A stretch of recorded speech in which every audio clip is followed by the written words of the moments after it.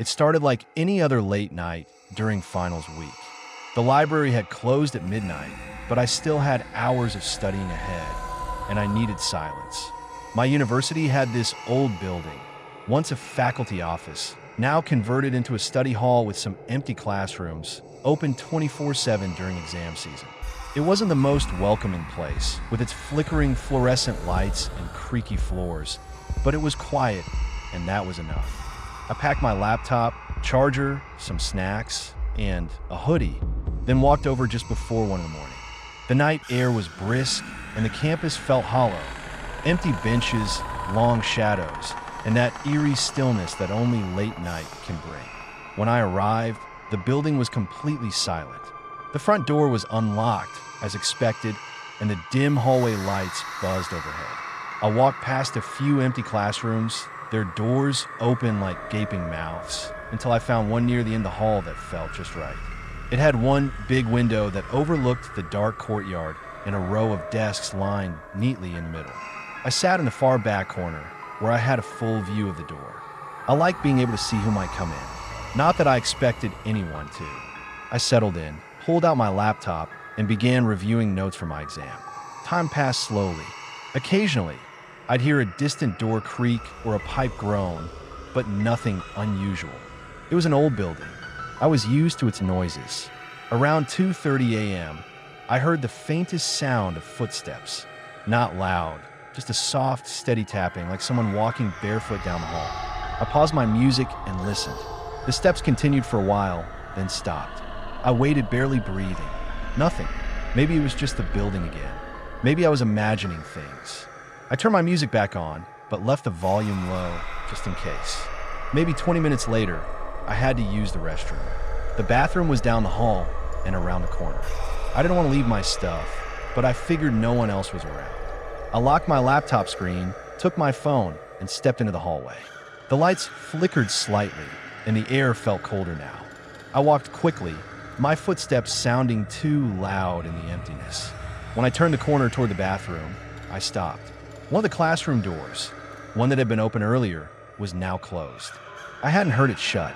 I stared at it for a long moment, then told myself it didn't matter.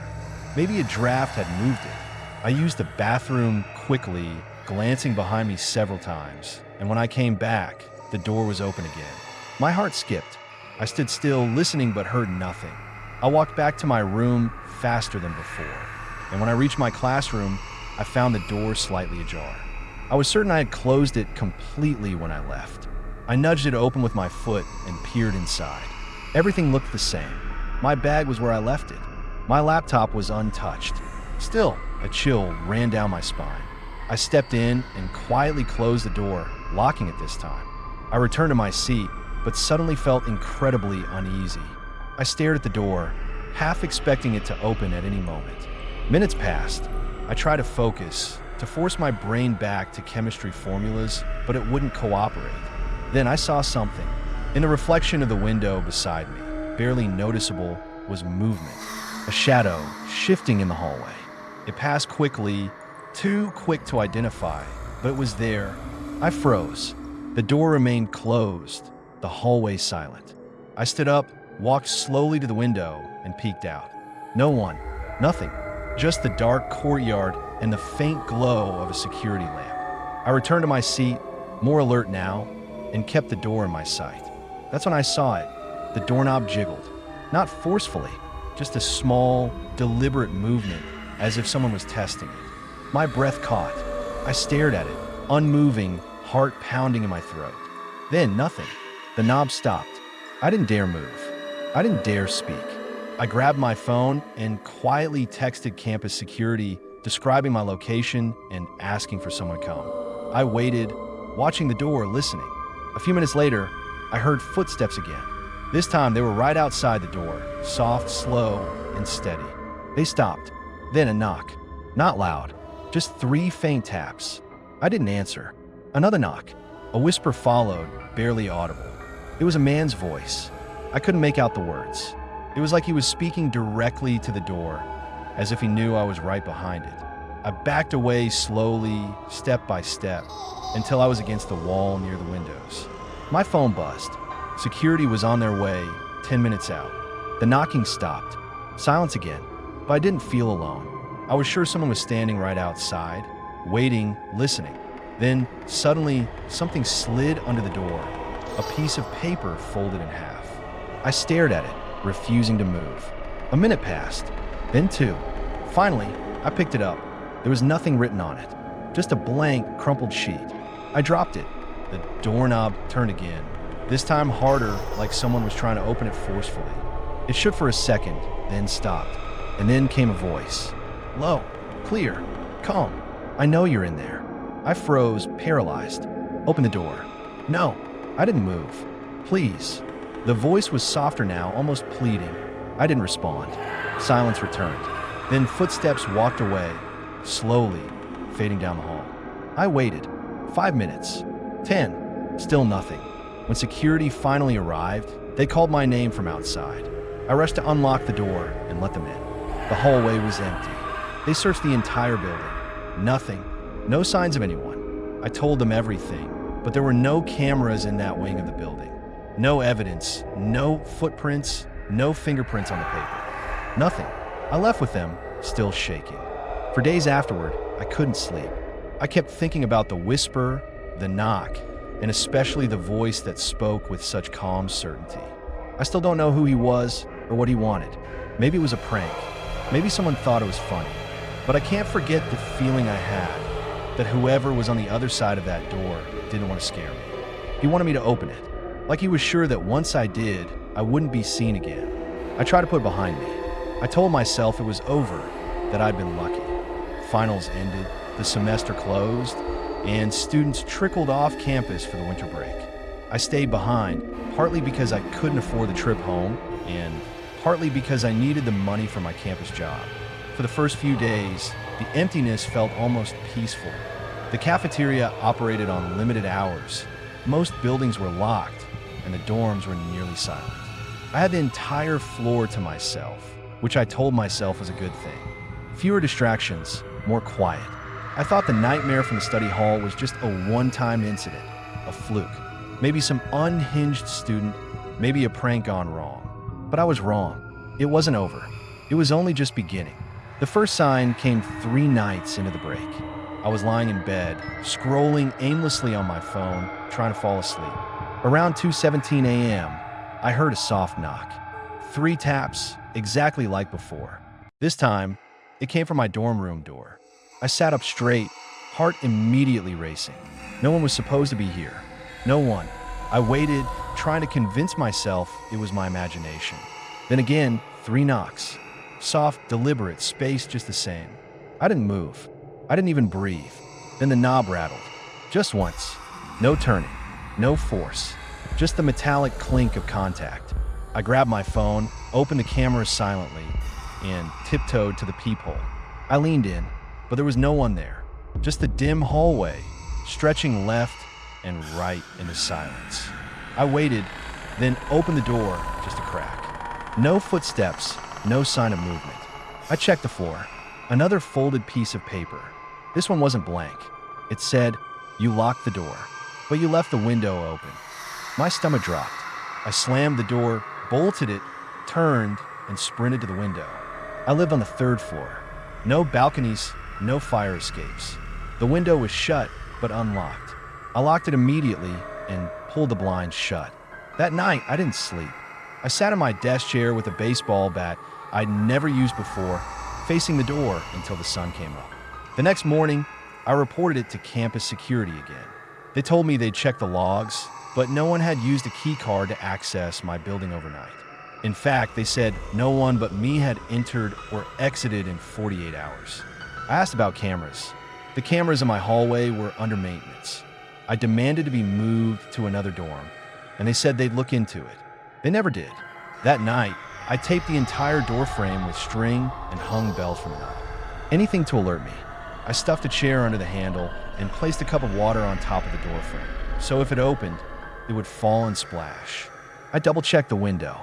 Still locked. Still closed. But that night, nothing happened. No knocks. No paper. Just silence. Too much silence. And I learned that silence could be more terrifying than any noise. The next day, I checked the hallway. The bells were untouched. The string was intact. The water cup still in place. I felt a little more secure until I opened my closet and saw the third note. It wasn't folded. It was taped to the inside of the door at eye level. I didn't use the door. That was when I lost it. I called campus security again. They searched the room thoroughly, but found no sign of forced entry. No prints. No disturbance. They started to doubt me. I could tell. Their tone changed. They asked if I was getting enough sleep, if I was managing stress. I knew what they were thinking, but I wasn't crazy. I knew what I saw, what I felt, and I knew that whoever was doing this wasn't just trying to scare me. They were trying to break me. Over the next few days, I tried to maintain control. I rarely left the dorm. I barely ate. I stopped checking the closet, started sleeping with the lights on, and used a chair to wedge the window permanently shut. But the notes kept appearing. I'd find them in my sock drawer. Inside, unopened boxes of cereal, taped beneath the toilet seat, always in the same calm handwriting, always saying things that only someone who had been inside the room could know. You should clean behind the nightstand. You dropped your toothbrush last night. The song you were humming was off-key. I started hearing whispers at night.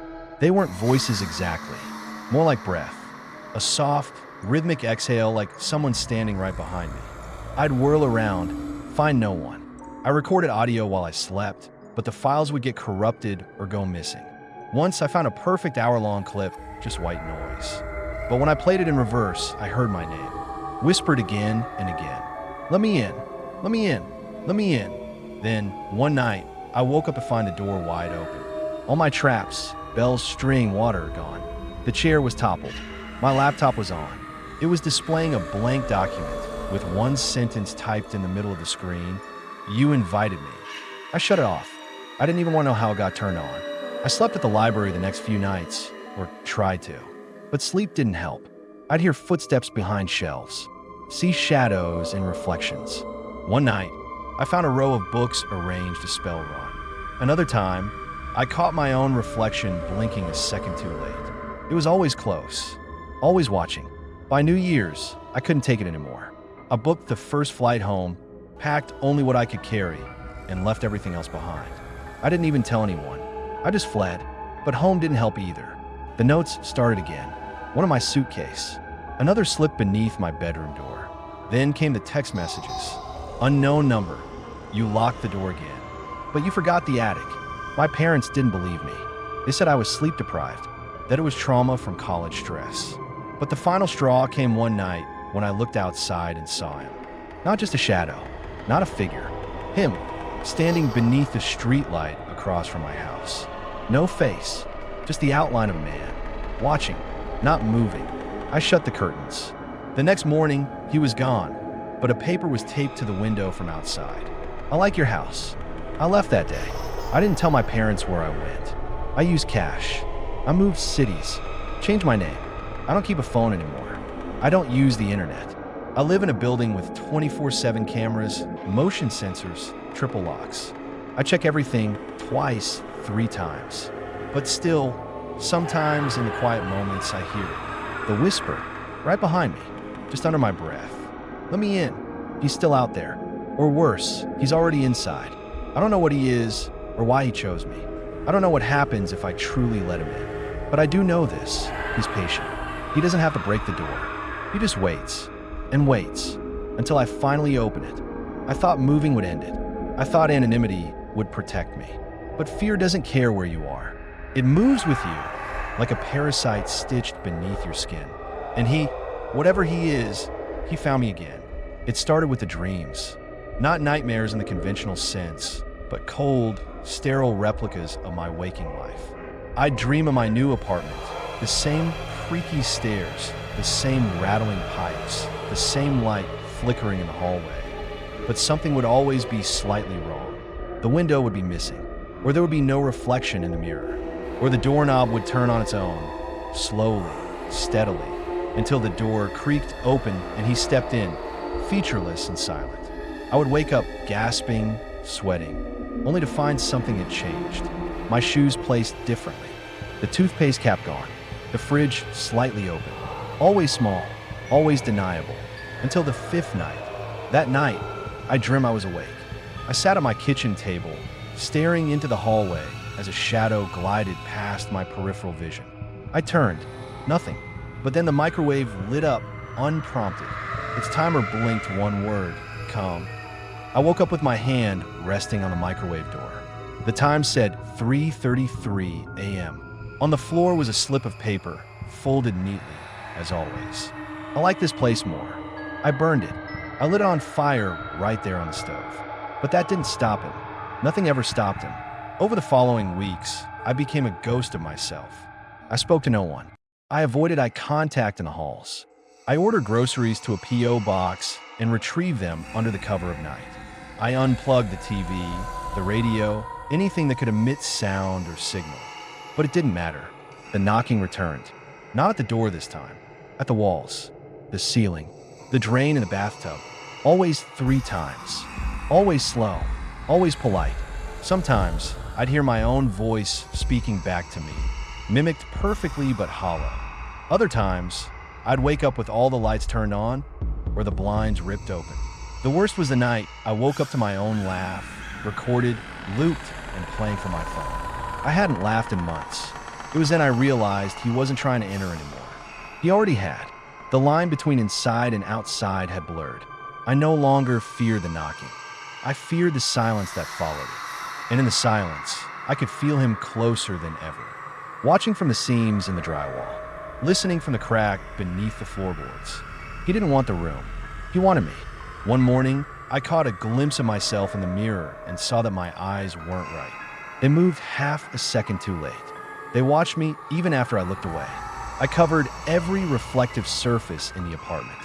Windows, mirrors, even puddles. But it was too late. Something had shifted. I began losing time. Minutes, then hours. I'd find myself on the street with no memory of leaving the apartment. I'd wake up with writing on my arms. Numbers, coordinates, dates I didn't recognize. One day, I found a key in my pocket. No tag, no idea what it opened. But I couldn't bring myself to throw it away. It felt important, familiar, like it had always been mine. Then the messages changed. They weren't just warnings or mockeries. They were instructions. Go to the basement. Use the key. Don't look back. I resisted for weeks. I told myself it was a trap, but resistance wore thin. Curiosity is corrosive when mixed with terror. It eats away at your resolve until the only way forward is down.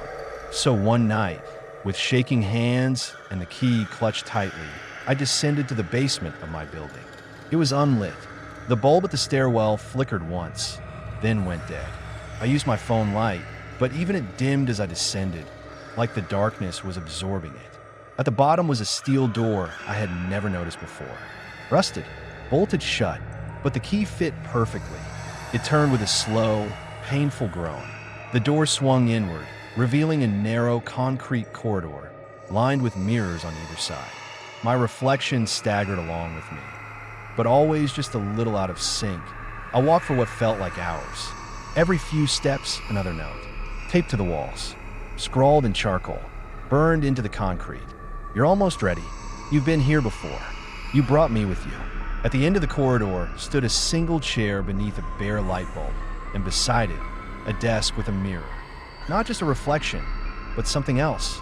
A version of me, not identical. Its expression was wrong, too calm, too knowing. It raised a finger and tapped the mirror. Once, twice, 3 times. Then it smiled. I turned to run, but I was no longer in the corridor. I was in my apartment again, in bed, the morning sun streaming in, birds chirping, the clock blinking 7 a.m. But on my desk sat the mirror from the corridor, and taped to it one final note. Now you're mine. I don't know what happened that night, if I crossed over or if something crossed into me. But I've changed. People don't notice, but I feel it, a stillness inside me, an observer curled just behind my eyes. Sometimes I find myself writing things I don't remember, drawing symbols that pulse when I stare too long. And sometimes, when the lights are off, I see him, inside the mirror, waiting, smiling, practicing being me. And I know this is just the beginning, because I'm no longer hiding from him. I'm preparing, and soon, I won't need a door or a key, because I will be the one who knocks, People around me started to notice, but never in ways that mattered. They would say I looked tired, or ask if I'd been sleeping well, or mention that I seemed off, like my voice was too low or my smile too slow. I gave them answers, half lies mostly, but it didn't matter. They didn't press. People rarely do. They're too wrapped in their own routines to truly see what's unfolding right in front of them. That's how it spreads. That's how he works. He doesn't need to break into your life. He waits for the cracks, and when they appear, he pours through like oil. Thick, cold, and irreversible that I used to think he was haunting me. A spirit, a demon, some ancient predator stitched into the world like mold into rotting walls. But that was before I realized he wasn't behind me. He was inside me, like a splinter of glass beneath the skin, working deeper every time I looked away. And now, he doesn't hide anymore. He speaks, not in words, not at first, but in impulses. I'll be walking home and feel compelled to turn down an unfamiliar alley. I'll reach for coffee and pour it down the sink instead. Sometimes I'll stare at a stranger for too long and imagine their bones snapping one by one. I don't want to. I just imagine it, vividly. The sound, the shape, the aftermath. But it's not just imagination anymore. 2 weeks ago, I found blood on my sleeves. I don't remember how it got there. The police never came. There were no reports. Nothing on the news. But the blood was real. Thick and rust-colored, crusted into the fabric. I threw the shirt away, but the scent lingered in my nose for days. Like pennies in rot, like something buried under damp earth. Then came the visitors. They weren't police or neighbors or co-workers. They were something else. They came at night, always in threes. Men and women with expressionless faces and pale gray eyes. They never knocked. They stood across the street, staring at my window. I'd blink, and they'd be closer. Blink again, and they'd be gone. I asked around, but no one else had seen them. I started taking photos, but the images were always blurred, as if the camera refused to acknowledge them. One night, I left the window open and fell asleep with a knife under my pillow. When I woke up, there were muddy footprints leading from the window to the edge of my bed and back. My phone was in the freezer. My keys were submerged in the toilet. And the knife? Gone. Replaced with a single note taped to the wall above my bed. Thank you for letting us in.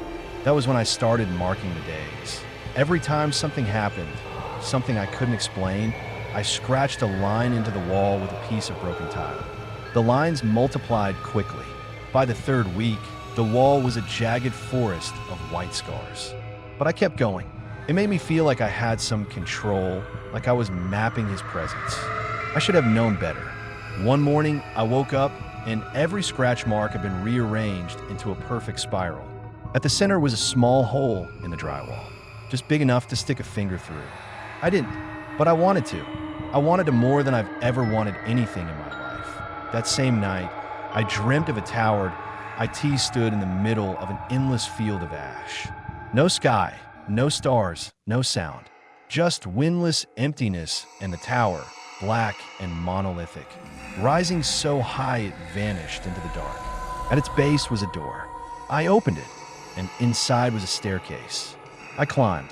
Every step I took, I could hear breathing, not from behind or below, but from within the walls. Wet, hungry breathing. I kept climbing, hour after hour, until the stairs became a tunnel. Then the tunnel became a throat. Then the throat swallowed me whole that I woke up screaming. That was the first time I felt him smile from inside me. Not with my mouth, with my bones, as if my entire skeleton was grinning beneath my skin. My joints ached with it. My ribs trembled. My jaw locked tight, not from fear, but from restraint, like he was testing how much control I still had.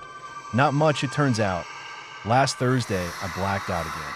This time, when I woke, I was standing in a library I'd never been to in a town I didn't recognize, wearing clothes I didn't own. In my hand was a book. No title, no author, just a symbol on the cover.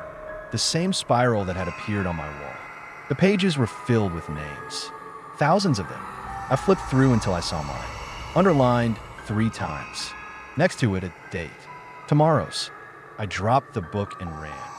When I got back home, however long that took, I found the lights in my apartment were off, the windows sealed shut with wax, and my reflection missing from every mirror. Instead, each surface showed a different version of me. One laughing, one crying, one sitting perfectly still, eyes closed, breathing slowly. All of them facing me. All of them waiting. I haven't slept since. He doesn't need me to sleep anymore. He's awake all the time now. Sometimes I see him in my own pupils. A second figure standing behind my gaze, peering out. Other times, I feel my hand move before I decide to move it. I write in strange languages. I'm songs I've never heard. My voice has begun to echo, even in silence. And last night, I laughed without knowing why. That's when I knew it's almost over. Not the horror, the waiting, because he's not just going to consume me. He's going to use me for something bigger. The spiral was never just a shape. It's a door, a signal, a wound in the fabric of the world. And my body is becoming the vessel to open it. I can feel it when I walk, like I'm pulling a shadow behind me that doesn't belong. People step away from me in public. Dogs growl low when I pass. Babies scream. Mirrors refuse to reflect me properly anymore. I'm bleeding through, and still I write this. Because there's a chance, however small, that someone will read it in time. That someone will understand what's coming. That someone will prepare. Because when the date written next to your name in that book arrives, you won't hear a knock at the door. That you'll hear it inside your head point 3 times, slow, polite, followed by the sound of something dragging itself across the floor, breathing wetly, smiling patiently, whispering your name. And when you turn to run, you'll find yourself in the tower, climbing, and at the top, you won't find him. You'll find you, smiling back, waiting for the next name. It has been 3 days since I last saw the outside world. Not because I've locked myself away. No, that would imply some kind of choice, some kind of barrier I could still control. But the world simply isn't there anymore. Not for me. I open my door, and beyond it is only fog. Endless, suffocating fog that hums when I breathe. I throw objects into it. My keys, my shoes, a framed photo of my mother, and they vanish instantly, as if swallowed by a mouth I can't see. When I reach into the fog with my hand, I feel warmth. Not from the sun, but from something alive, something breathing. The building itself has begun to change. The walls bend in ways they never did before, soft, pliable like flesh beneath old wallpaper. The floors creak, not from weight, but from discomfort, as if each step presses in a nerve endings just beneath the boards. Sometimes I hear whispers in the pipes. Not voices, not even language, just sounds, clicking, scraping, wet repetition, a rhythm that builds in the back of my mind like a headache you can't rub away, that I think I'm being digested. But I still write, don't I? It's the last part of me that resists. My thoughts crawl out through my fingers and spill across these pages in the hope that someone will read them before the spiral pulls you in, too. Because he is no longer just within me. He is everywhere, leaking through my pores, soaking into the walls, twisting the air around me until I can barely breathe without inhaling his thoughts. And his thoughts are vile that he wants out. And I am the door that I tried once to destroy the spiral, to scratch it out of the wall, to burn it from the pages, to carve it out of my memory. But each time I did, it reappeared, larger, deeper, closer to the center of the room. I once blacked out for an entire day and awoke to find the spiral carved into my chest, bleeding slowly, each groove stitched with ash. The pain wasn't what broke me. It was the realization that I must have done it myself, and that I didn't remember wanting to. I've started seeing others.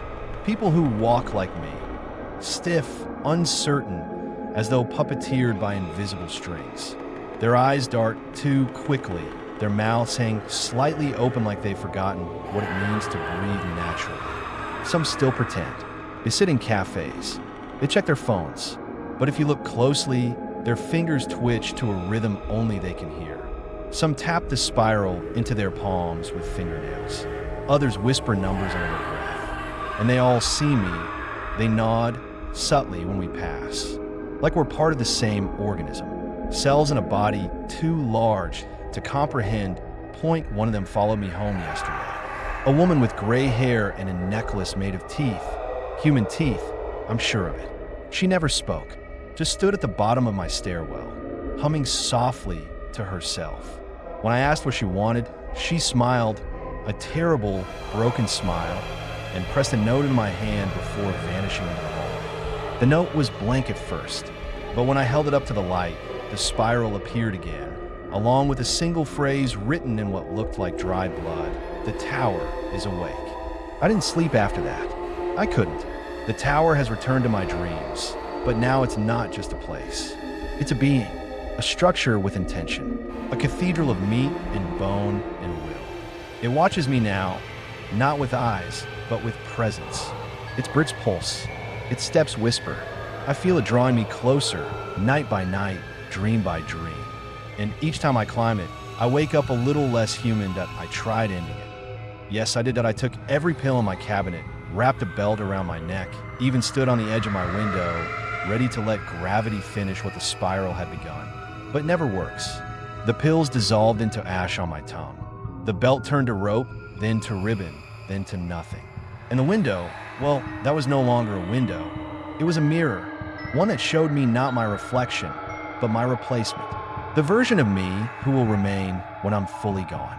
He smiled. He waved. I wept. It's happening faster now. Yesterday, my shadow moved independently for a full minute. I timed it. It didn't mimic my actions. It wandered, pausing to look at me as though it pitted what little resistance remained. My voice has also changed. When I speak aloud, I hear two voices, one pitch just slightly lower than mine, like a bass note beneath the melody. Sometimes I move my lips, and the voice says things I don't mean. Sometimes it speaks when I'm silent. I'm not sure which one of us is in control anymore. The spiral on my chest has begun to spread. It's grown past my ribs, curling down my torso, around my hip, spiraling like a parasite in bloom. I no longer bleed when it spreads. Instead, I hear laughter from inside, deep, slow, delighted. He likes it. He's proud of what he's made. And soon, he will step through me and into your world, because that's always been the plan. I was never meant to be the victim. I was the architect, the carrier, the crack in the glass, the whisper before the scream. Every word I've written, every story I've told, every desperate plea for help. I see now that it was never for salvation. It was a seed, and now it has roots that you've read this far. That's enough. The spiral lives in your mind now. You'll begin to notice it in small ways. Patterns in your coffee foam, the shape of storm clouds, the way your breath fogs glass. You'll dream of the tower, of the breathing walls, of the names written in the book, and eventually you'll find your name. Maybe not today, maybe not tomorrow, but you'll find it. And when you do, the knocks will come point 3 times, slow, polite. And when you open the door, you won't see anyone there because they're already inside. And soon, you'll be writing the next part. I didn't mean to read it. The envelope was unmarked, brittle with age, slid under my apartment door like some long-forgotten invoice. No return address, no postage, just a single word scrawled across its face in looping black ink. Continue. I should have thrown it away. Should have burned it or buried it or left it on some stranger's doorstep and washed my hands of it. But curiosity is its own spiral, isn't it? It begins subtly, tugging at the corner of your mind, a whisper of potential just beneath the noise of your everyday life. Before long, it becomes the loudest thing in the room. The envelope sat on my desk for 3 days, untouched, yet somehow heavier with each passing hour, as though it was growing full of thoughts. Or perhaps memories that on the 4th day, I opened it. Inside was a single sheaf of paper, typed, not handwritten, no title, no author. But the words read like a confession from someone barely hanging on to sanity. Obsessive, terrifying, poetic in a way that made my teeth hurt. It described walls that breathed, floors that pulsed, dreams of a tower that watched for beyond sleep. It spoke of spirals, so many spirals, and a presence that could not be exorcised, only transferred if IT ended with a warning that you've read this far. That's enough that I laughed. Nervously, of course. The way you laugh at ghost stories told around a campfire to keep the cold away. I crumpled the paper, tossed it aside, and went to bed. That night, I dreamed of the tower. IT rose above a sea of ash, miles high, impossible and perfect. Its surface rippled like skin. Each window blinked, The doors yawned open as I approached, not with menace, but with inevitability. Inside, the walls were lined with shelves, thousands of books, each bound in something that pulsed faintly beneath my fingertips. I found one label with my name. I opened IT. IT was blank until I began to bleed that I woke up sweating. My nose was bleeding. A spiral was drawn on the fogged glass of my bedroom window, even though I live on the 17th floor. I told myself it was coincidence, that the letter had primed my brain, fed it something viral and infectious like an idea or a curse. But then the scratching began. IT came from inside the walls. Tiny at first. Insects, I thought. Maybe a rat. But then it grew louder. Closer. At one point, I pressed my ear to the drywall and heard a voice whisper my name. Not once, but 3 times. It didn't sound like me. It sounded like the me from the dream, that other version that smiled with too many teeth. And the spiral began to appear elsewhere. Coffee stains. The grain of the wood on my table. The inside of my cereal bowl. Always curling, always pulling inward. I cover my mirrors. I unplug my devices. I stopped answering the phone. Still, the spiral came. 3 days ago, a package arrived. No label, no tape, just twine holding a box together like the wrapping on a gift no one wants to open. Inside, a leather-bound journal and a pen carved from what looked like bone. The journal was filled with blank pages except for the first, which bore a single sentence in blood-red ink. It's your turn. I threw it away, or I thought I did. The next morning, it was back on my desk. Open to the first blank page. The pen lay beside it, humming, vibrating like it contained a heartbeat. And worst of all, I felt the urge, not to write something new, but to continue. And so, I did IT first. It was just an experiment. I copied some of the phrases from the letter. The tower is awake. He wants out. The door is me. But the words didn't feel like they came from me. They flowed faster than I could think. And as I wrote, the world grew quieter. I didn't hear the city traffic anymore. My clock stopped ticking. Even the light seemed to dim as the pages filled. By the end of that first session, I had written 27 pages of names, spirals, descriptions of places I'd never been, dreams I hadn't yet had. And then I did have them. That night, I was no longer in the tower. I was the tower. I could feel the people inside me, crawling, whispering, praying. I could feel the ink of their thoughts staining my walls. I knew their dreams. I knew their secrets. I knew their endings that I awoke on the ceiling. Not standing, not climbing, just there, as if gravity had shifted while I slept. I fell when I moved. My shoulder dislocated. I didn't scream. I just laughed, because I knew what was happening, that I was no longer writing the story. The story was writing me. Since then, I haven't left my apartment. I don't need to. Food appears when I'm hungry. The lights dim when I sleep. The walls shift to make space when I pace like a living, breathing lung. I see things now.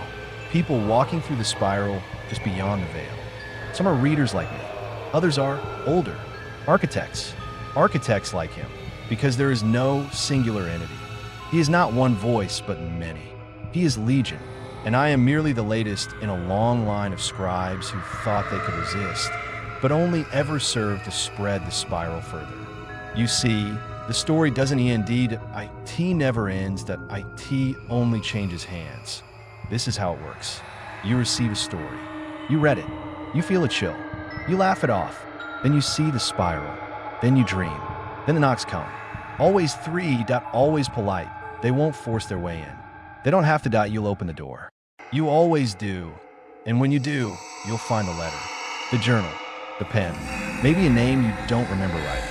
And then, like me, you'll sit down and begin again. You'll feel it moving in you.